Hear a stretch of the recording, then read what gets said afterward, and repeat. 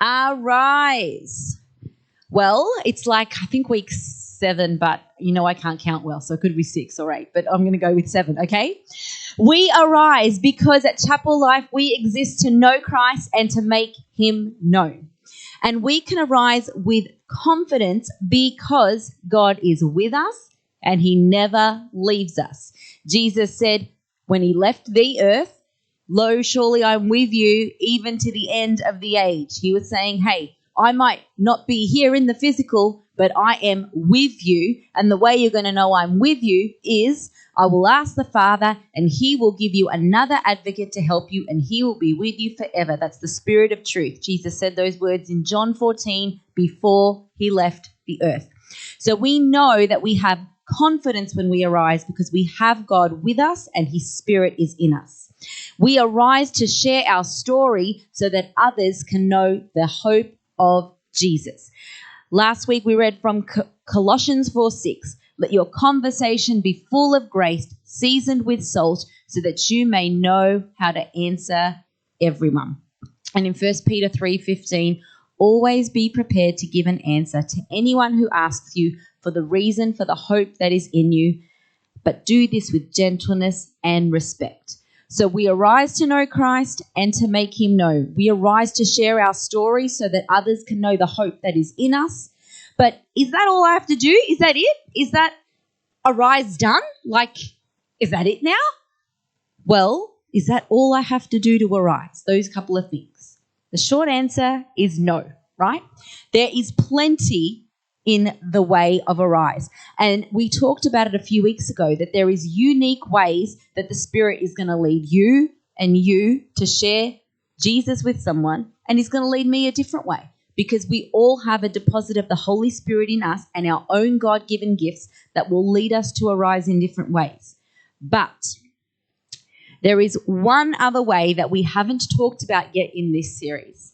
And we usually talk about this quite a lot here. So I'm wondering if anybody's going to know, if there's any guesses, what is the ingredient we have not yet talked about that helps us to arise and show Jesus or share Jesus with people? I'm not picking you yet. Anybody else? Anyone? I feel like Ferris Bueller. Anyone? What could be one ingredient we haven't talked about yet? What is it? I think you said the right thing. Is it 4 letters that you said? What is it? Love. It is love. Very good.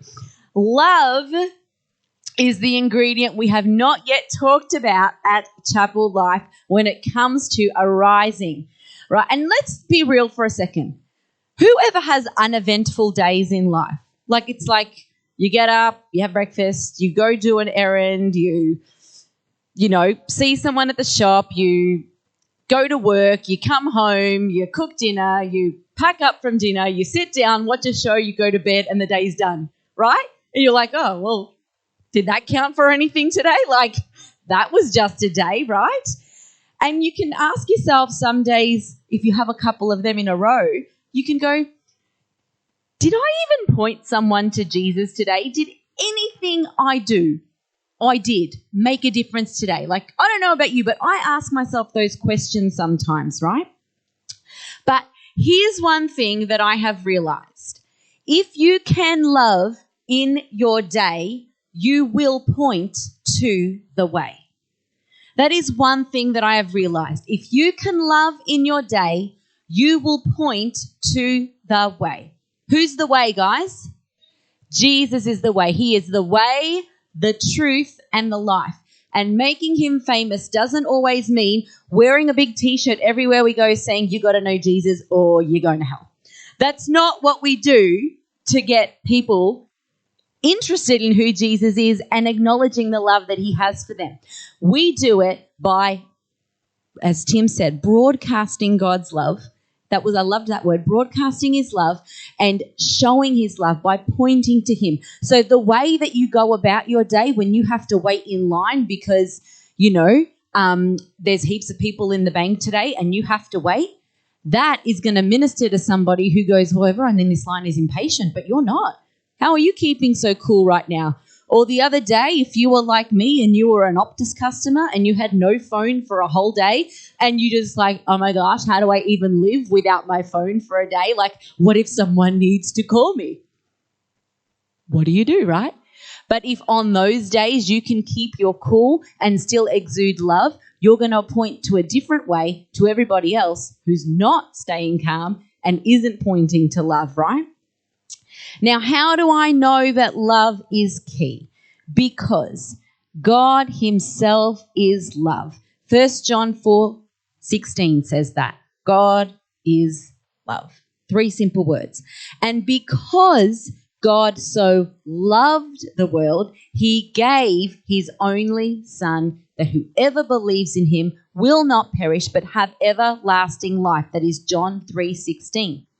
Jesus said himself that if you love him, right, you will be known by how you love. If you follow me, then people will know that because you love other people well. That's what he said.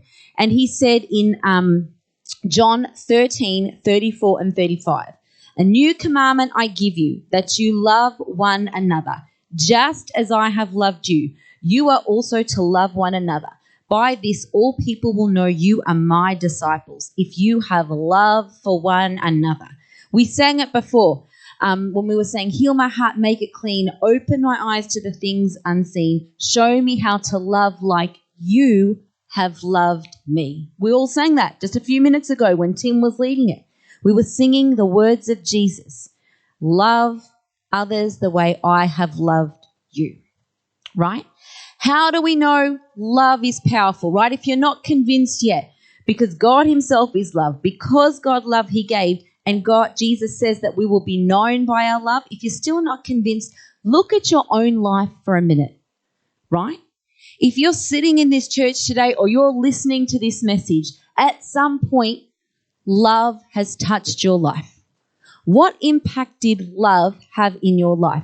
Whether it was when you didn't really know about God, someone cared enough to share. Or when you were going through a time of need, someone listened, someone prayed, someone did something that showed you love. How did that change your life?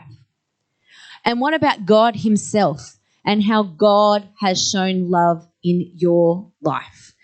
Like, I was a teenager when I first understood who Jesus really was.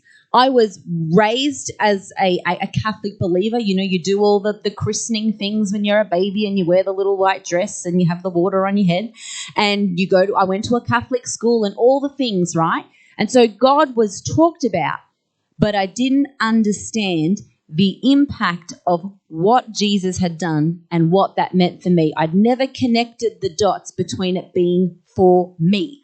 I knew he died for the world, but I didn't know Jesus died for me. And I remember the night that my eyes were opened to God's love for me.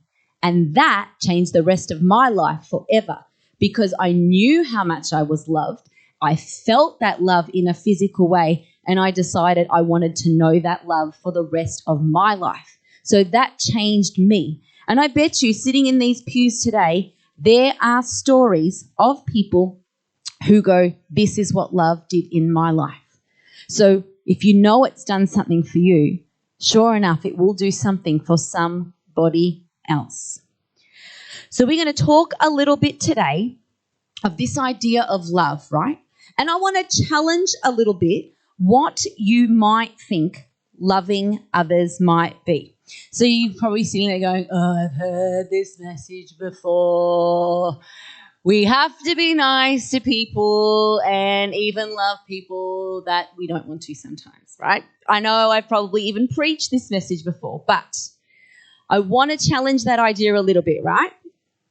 And to do that, first thing I want to do is borrow some words from Tina Turner. Now, I know she's not in the Bible, but we're going to talk about Tina Turner a little bit today, right?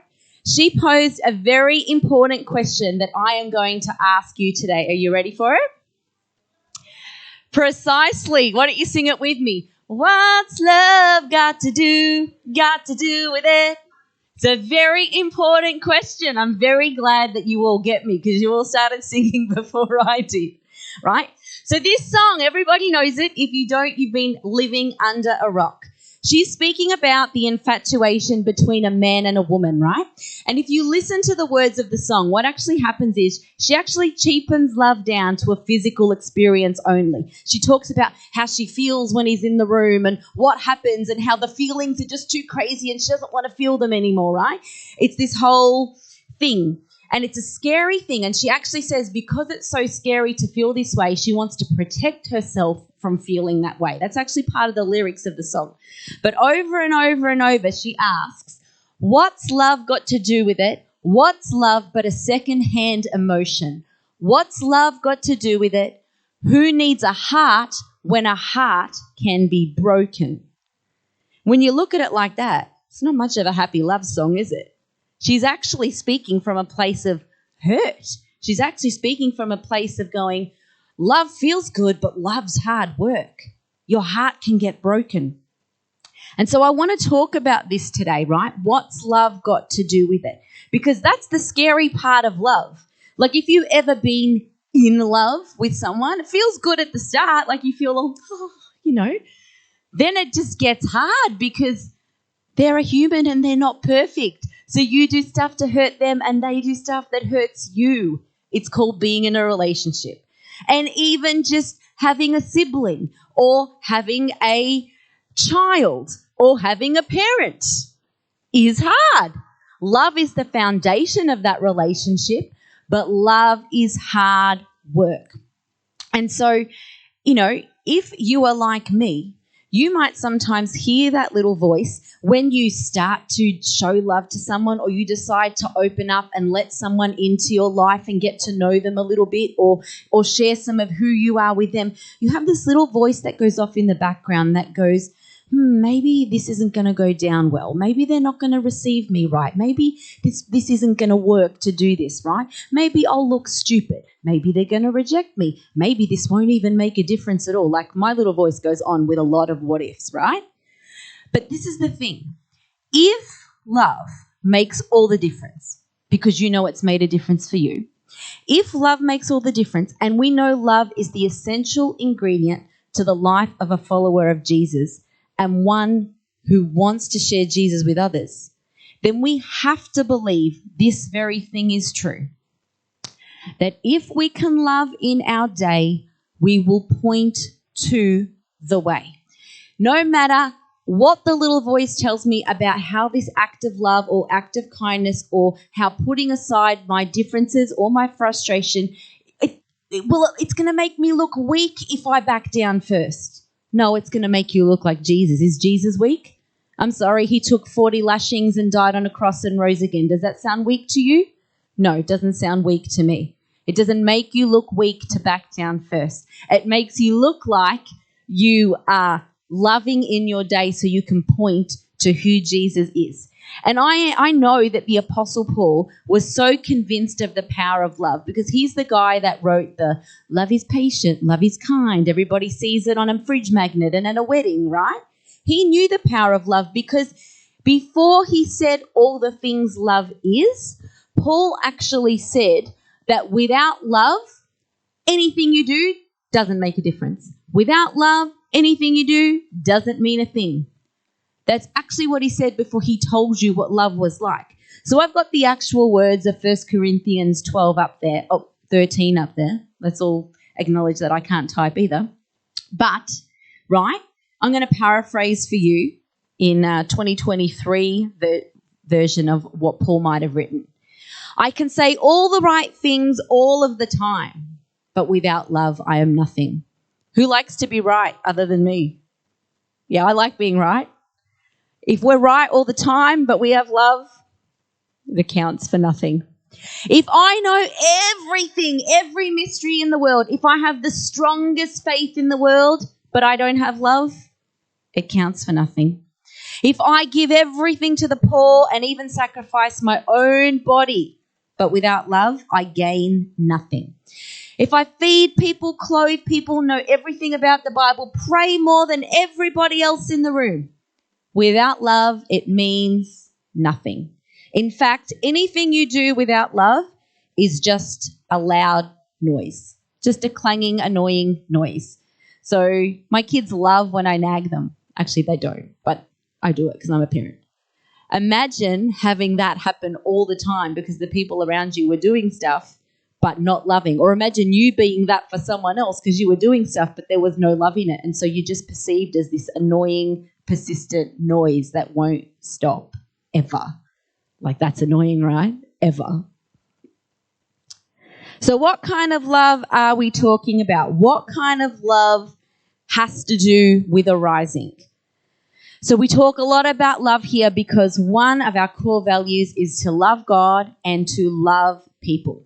And this is taken exactly from the command of Jesus. So we take it seriously. If Jesus says, love the Lord your God with all your heart, soul, and strength, and love your neighbor as yourself, and then he upgrades it to saying, love your neighbor the way I have loved you, we take that seriously. So it pays to know exactly what love means. And I'm sorry, Tina Turner, but you were wrong. Love is not just a gooey feeling.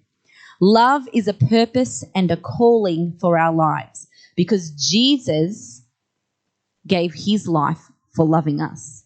God loved us so much, he sent Jesus. Jesus loved us so much, he willingly came and gave his life for us. We only know God because he thought we were okay. We only know God because he went, all right, I'll give him a second chance. No. We know him because he first loved us.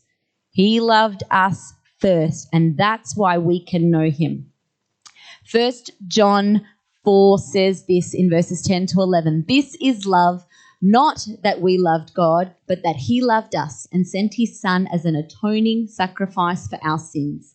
Dear friends, since God so loved us, we also ought to love one another. So love brought Jesus to become the ultimate sacrifice with his life. And I don't believe that Jesus is calling me to physically give my life in the way that he did, but he's calling me to live with this kind of pattern of abandoning to love, that no matter the cost, I will love. I will love like my life depends on it. And Jesus paid a very extravagant price for the sake of love. It cost him his entire life, right? But we too must pay a price to love like Jesus loved. And I believe this is the cost. The expense is our own souls and our own will making way for God's better way. Because we have to put aside what I want and when I want it now. And we have to put aside that we know better than God in a situation. And we have to put aside that we might get hurt along the way. We have to put those things aside and trust that love is the right way, and that if we can point to love, if we can love in our day, we will point to the way. We have to trust those things. It may not seem easy, but it's because it's not.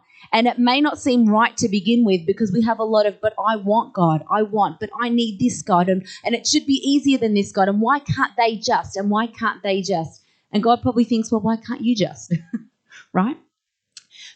But the cost to love others, right, might look like this. What does it mean to say the expense is giving up our way for God's better way? It might look like this. Loving people who might be hard to love. Loving people who might have hurt you. And loving those who you may not want to love. And I want to talk about this bit for a quick minute. Because if you love Jesus and follow Jesus, it doesn't mean that you get it right every time. Well, at least for me, it doesn't. At least for me, it doesn't, right? I know that I make mistakes. You might not, but I know that I make mistakes, right? And the reality is this. We live in a world that has problems in it. And things aren't going to be perfect until we get to heaven, right? And because things aren't perfect, this is what I am learning, that I have to let God's love have its perfect way in me so that I can love others who need to be loved. Because I don't have the capacity to love people who do bad stuff. Or I don't have the capacity to love people who hurt me or who hurt people that I love. I would rather thug those people, right? You probably feel the same. People who do wrong stuff deserve what comes to them, right? That's the things we think because we're human, unless it's just me. And if it's just me, then fine. But here's what I know. I know that no one has ever seen God. Have you ever seen God? No. But, right, in 1 John 4:12 it says this: if you love one another, God abides in you and his love is perfected in us. That's what it says, right? So loving people helps his love to be perfected in us. And that's the tension, because it's hard to love them, but God's saying that as you love them, then his love will be perfected in you. That's the tension, right?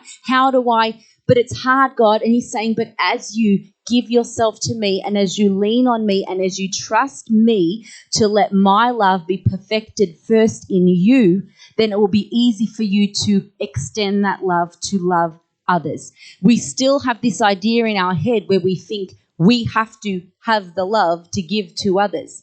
My love has limits and conditions because I'm human. God's does not, because he is not human. So when I allow his love to come and be perfected in me, when I open up my heart and say, God, I know that I feel hurt because of what they said or what they did or who they hurt, right? God, come and help me. Let your love be perfected in me so that I can then show love to those people. That is a bigger testimony of God's love than me just being a bigger person because I'm able to love. Because that's just going to point to me. I'm trying to point to God anyway. And if what Tim said is true, that the blood of Jesus is the great equalizer because all have sinned and all fall short of the glory of God, if that's true, then it's the same when it comes to love. I don't have the capacity to love as much as God does, right?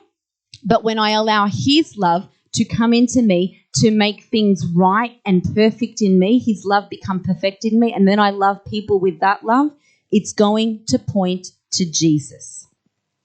So if it is hard for me to love someone, I usually pay attention to my heart and I go, well, God, where am I hurting, or what is the problem between me and this person that's causing it to be hard for me to love them?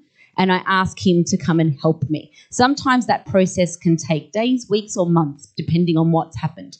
It's not usually an overnight process, because it usually wasn't an overnight process to get to the point where you have a problem with the person either. So let his love have its perfect work in you so that your love can be shown as something that points to God. So I also think that understanding that shows us this, that we think that as a Christian, when I love someone, I have to do something. Who equates loving with doing stuff for people? We think Christian love is service. We often think that. But I want to challenge that idea today, and I want to say this. Love is not just doing something loving. Love is allowing love to work in us, to heal us, to then exemplify and demonstrate the power of God so someone else can see it. Think about stories that you hear. Like I remember a few years ago, cars crashed into a childcare centre in Sydney and children got killed. And I think one family lost 3 children in that accident. Only weeks later, I think it was even less than weeks later, those parents made a public declaration forgiving the drivers that killed their children. Now, didn't that exemplify the love of Jesus, because they allowed God to heal their hearts of the brokenness of losing their 3 children, and they extended forgiveness to the people who drove their cars into the childcare centre? Now, you cannot think of that accident without thinking of what those parents did. Anyone knows what was in the papers, and those parents were on the front page for days because of that. And it's still talked about years later. So this is the thing. Loving isn't just doing, guys. Loving is allowing God's love to work in us to heal us, because often things that happen to us, people hear about them through the grapevine. Doesn't matter how private you try to keep things, right? People go, oh, did you hear what happened to such and such? And then for them to know what happened to such and such, and for that person to not be bitter and not be angry and to still be caring and to still be loving and to still have their heart turned toward God and to still be willing to love others, how much does that speak to people who don't yet know the love of God? They won't understand it because they haven't known his love yet, but how much will that be a salty thing that they go, I need to know why. How come they can still love even when that's happened to them or even when someone has done something to them? That is what I'm talking about when I talk about loving people and giving up our will and the expense of our soul, because my soul says what the Old Testament says sometimes, an eye for an eye, buddy. You did something, come and get yours. Sometimes that's what I think, guys. I'm sorry. I know I'm supposed to probably be more Christian than that, especially because I'm up here. But sometimes that's the first thing I think of. However, I am on a journey more and more of learning that when I feel like that, I need to go, okay, God, why am I so hurt over what this person has done? And then from there go, okay, God, can your love come and heal me so that I can love other people? So love is allowing love to heal me and empowering me to love like he loves. The reality is this, right? The journey of loving people is ongoing until you get to heaven and everything's perfect, right? In heaven, there's no hurt, there's no unforgiveness, there's no bitterness, there's only love. But here on earth is the only opportunity we have for God's love to be perfected in us before we get there. And the way we do it is by loving others. All right. So I'm going to go really quickly through this last bit. What else does loving people look like? It looks like possibly being misunderstood by others. It looks like possibly being rejected if you choose to love. It looks like maybe missing out on stuff because you're the Christian and you're too nice and they don't want you in that circle. But if that happens, Jesus said, don't be surprised. The world rejected him first. So if they reject us, whoopsie-doo, big deal, it happens. Doesn't mean it's not hard. I don't want to think, and I'm not saying get over it. What I'm saying is you're in good company if you get rejected, right? And it does mean sacrifice. I know we said Christian love and service go together. Loving others does mean giving up of your time, your resources, and things like that. But you have to realize Jesus said nothing we give up in this life won't be returned to us more. He said that. Anything you give up in this life, don't you think God's going to return more to you in this life and the next? So it feels like a sacrifice to us at the time, but if you're doing it because of love, well, then you have a promise that Jesus said he'll give you more than what you lost in the first place. And this is the thing about love, right? Love is actually one of the biggest acts towards our own sanctification that we can engage in while on the earth. What is sanctification? The fancy word for becoming more like Jesus, right? That is what it means. So love allows us to practice things like forgiveness, boundaries, healthy relationship, conflict, all those things Paul wrote about: patience, kindness, long-suffering, letting go of pride, overcoming jealousy. All of those things, right, help us to become more like Jesus when we can do it. And the great thing about love is love gives way to fear every single time.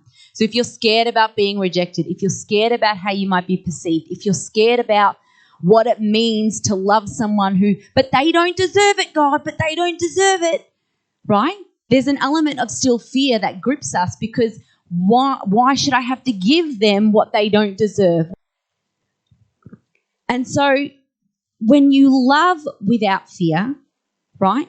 Fear of what someone can do or might do, because we think of the can-dos and the whats before they even happen, right before it's even happened. We dismiss loving that person because they might hurt me later down the track, right?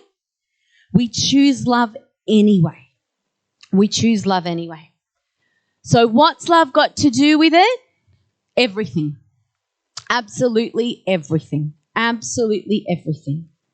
When we can arise from where we are to the world around us, to our friends, to our family, to our neighbours, and we can show with our lives first what love is, and then with our conduct and our words, it's going to be much more powerful. If I'm just helping people all the time, but I'm bitter and angry, those two parts of my life aren't going to make sense to people. Oh, she loves Jesus, but she's really cranky all the time. But she's helpful, but she's cranky all the time. That shouldn't be the perception of a believer of Jesus. Do you know what I mean? I should be someone who can show love because it's in me, and then I do things because of that love. So his love works in me first, and then when it works in me, I can show it to other people. All right, I know it's a lot. But I speak about this with what's the word? I guess a bit of passion, because I am walking through this in my own life, so I know it's true. If it was just an idea that came out of the Bible and I went, oh, that sounds pretty, I'll preach that on Sunday, right? That's not why I'm speaking about this. I'm speaking about this because I have to live it. And so if I have to live it, then someone else in the room is probably living it too. And you're probably, the last thing you want to hear is a lovely message that says, God says you have to love everybody, so just be nice to them. Because it's hard, and it's better to talk about what's real and what the experience is rather than just sugarcoat it and go, Christians are supposed to be like this. Hey, you're not a bad person if sometimes you think, God, people are too hard to love, right?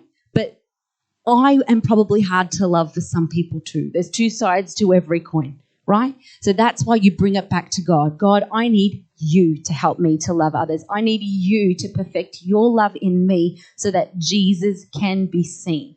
Because if I never ever spoke on a microphone, or I never ever went up to somebody and just spoke in a park to them about Jesus, there has to still be a way that they would know God is real.